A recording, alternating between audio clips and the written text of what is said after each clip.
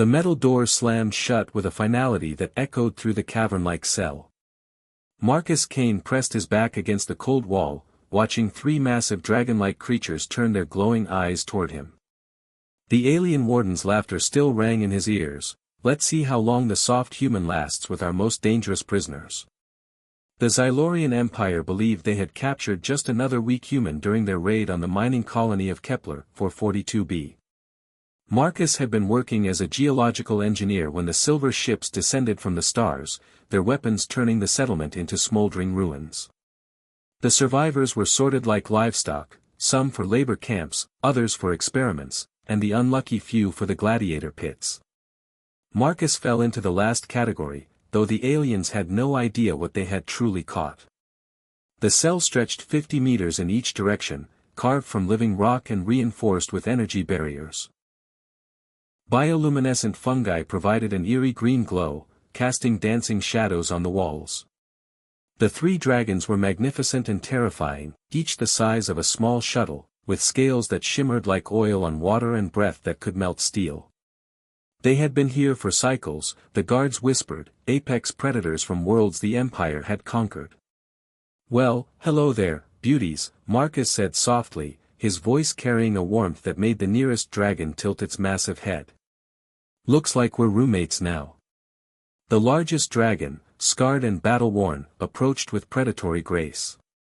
Its companions flanked it, preparing to corner their new prey. But Marcus didn't run. Instead, he sat cross-legged on the floor and began to hum, a low, rhythmic tune his grandfather had taught him during camping trips in the Rocky Mountains.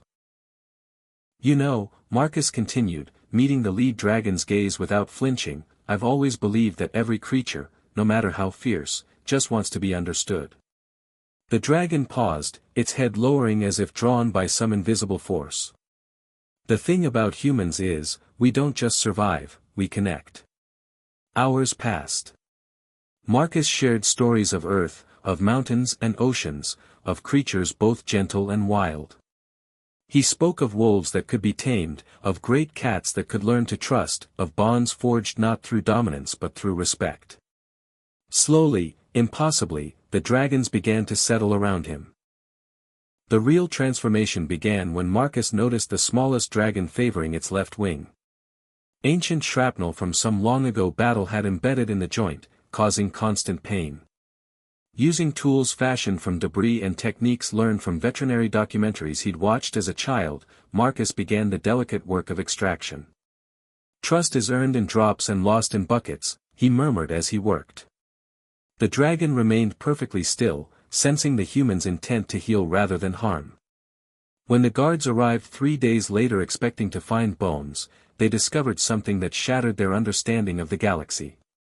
Marcus stood in the center of the cell, his hand resting on the snout of the largest dragon, while the other two flanked him like loyal guardians. Impossible, breathed the Xylorian captain. The flame wraiths of Draknir bow to no one. Marcus smiled, an expression that somehow contained both warmth and warning. That's where you're wrong. They don't bow, they choose to stand with someone who sees them as more than monsters. His voice hardened. Unlike you. The dragons rose as one, their combined roar shaking dust from the ceiling. The aliens stumbled backward, suddenly realizing their mistake. They hadn't captured prey, they had given the galaxy's most adaptable predator exactly what he needed.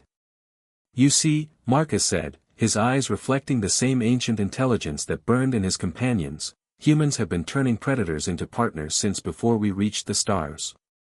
We tamed wolves into dogs, turned horses into companions, and made friends with creatures that could tear us apart. He stepped forward, and the dragons moved with him. The real monster isn't the one with claws and fangs, it's the one who sees another living being and chooses cruelty over compassion.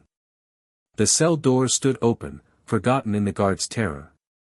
Marcus walked toward it, his new family beside him.